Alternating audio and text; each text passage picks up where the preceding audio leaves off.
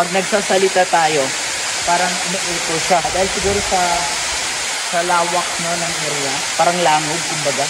At dito, tinitirahan din ng maraming mga ibon. What's up guys? So karon nata dire sa may Mag-Aso Falls. Apart sa tourism, dire sa lungsod sa Bindoy, no?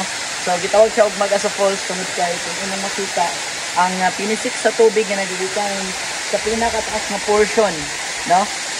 Ambak din sa ilaw. Makita nimo nga mura siya something like nag-aso siya og porma.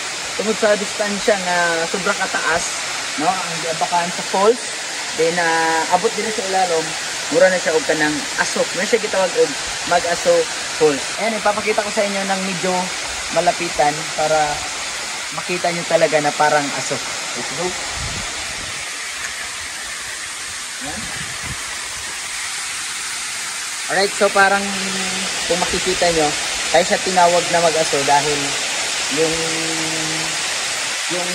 yung tubig is like parang nagbuka siyang aso talaga mula sa pinakamataas na portion. Ayan, kung makikita nyo, grabe. Ayan, so ito ay ongoing, no? Ongoing construction and development under the tourism of Municipality of Bindoy. At isa rin to sa magpapasikat ng Bindoy, isip og Magsikupik at Mount Camp Hinyog at sa lahat pa ng mga under ng tourism of Municipality of Bindoy. Itong Mag-Aso Falls is one of the tourist spot destination soon. Pag dito tayo sa medyo may kalapitan, pag nagsasalita tayo, parang umiiko siya dahil siguro sa lawak no, ng area at sa parang langog, kumbaga. Yan ang ating nakikita. At dito, tinitirahan din ng maraming mga ibon like yung tinatawag namin sa Bisaya na sayaw. Yan. Yan. So siguro gumagawa sila ng mga bahay-bahay nila dyan or naglalaro ba sila sa ganda kasi ng pool. Ganda ng hatak ng tubig nila sa pinakaitaas. Ewan ko lang kung magkano siguro yung estimated natin haba dito.